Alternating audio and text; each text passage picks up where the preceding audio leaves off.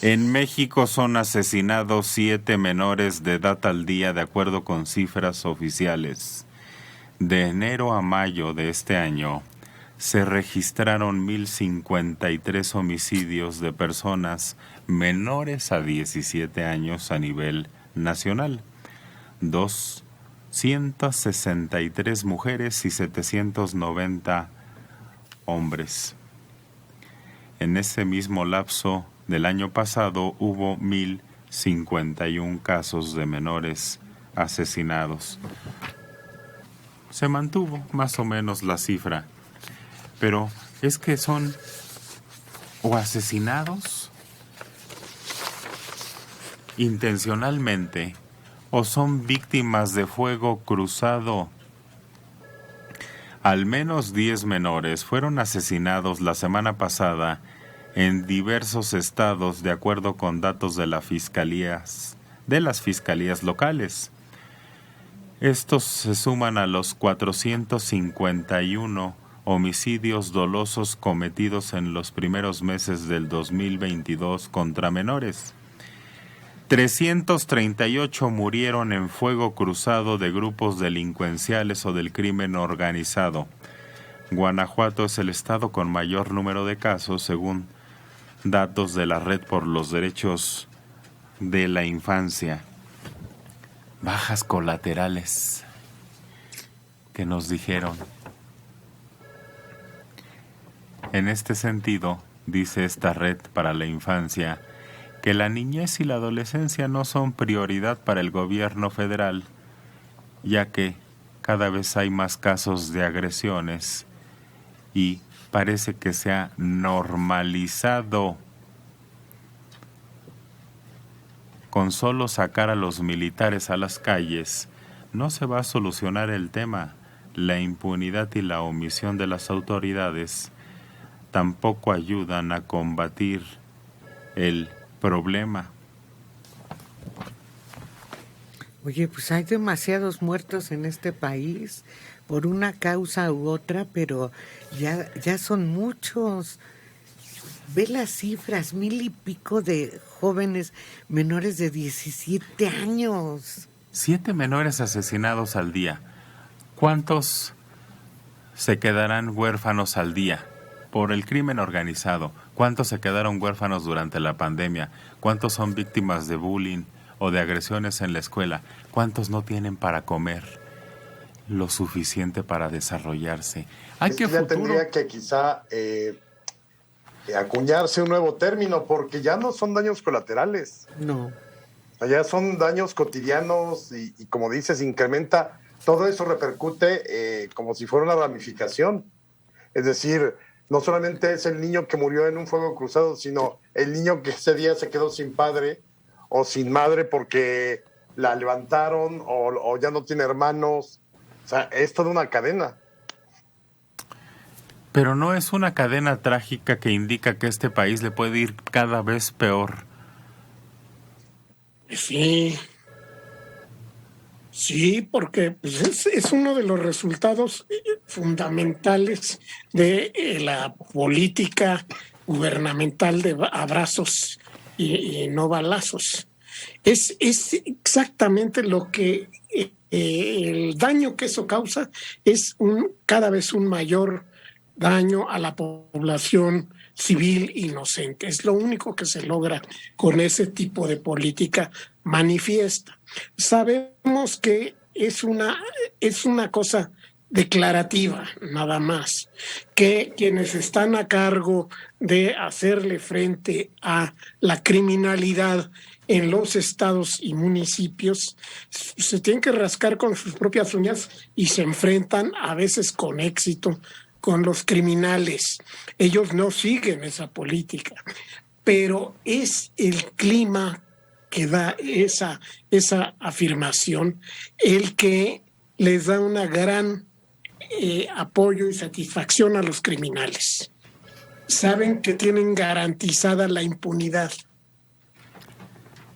Y eso es lo que está causando muy severos daños al tejido social en todos los ámbitos.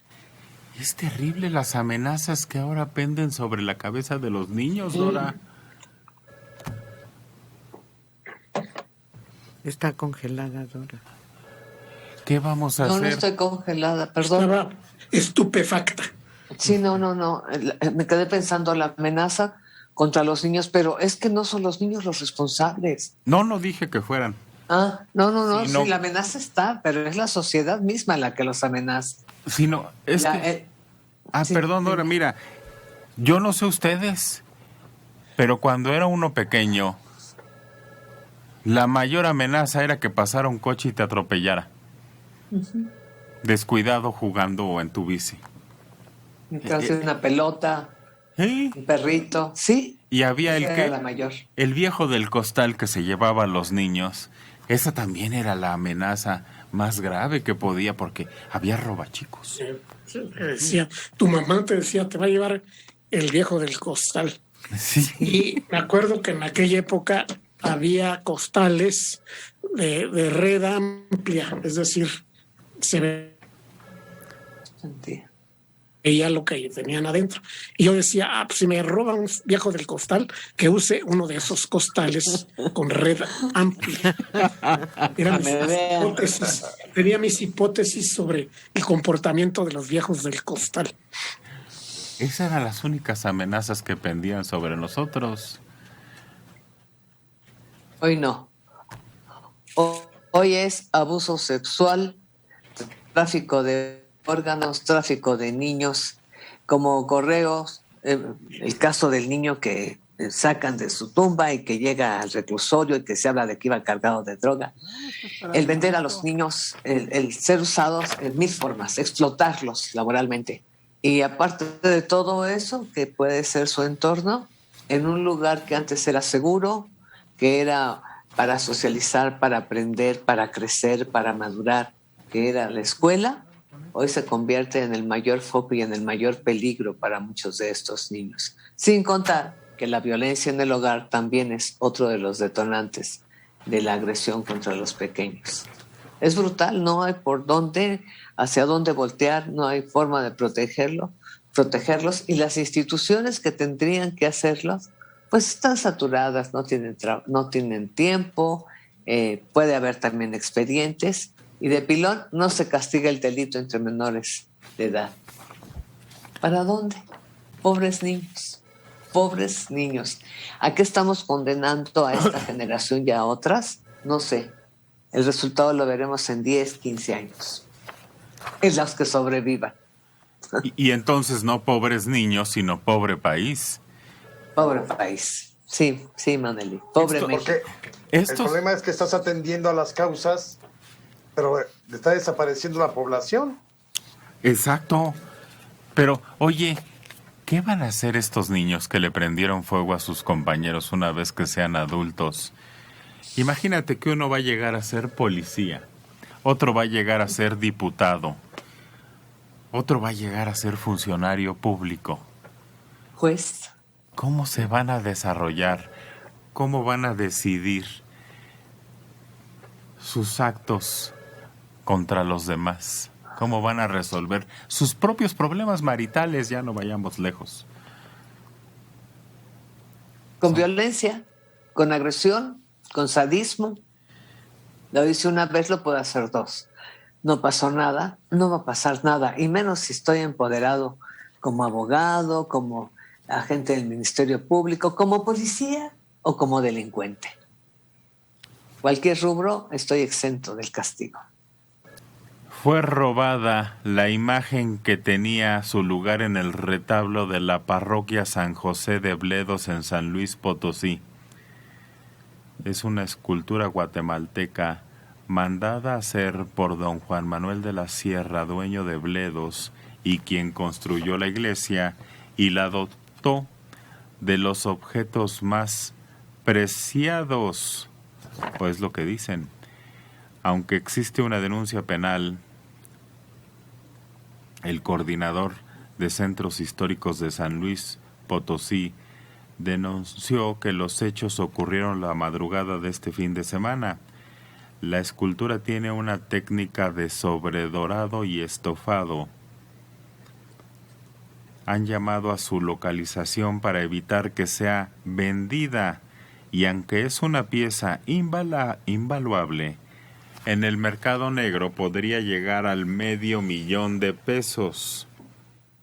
La figura ocupaba el nicho central del retablo de la parroquia en el poblado rural de Carranco, municipio de Villa de Reyes, en la frontera con el estado de Guanajuato.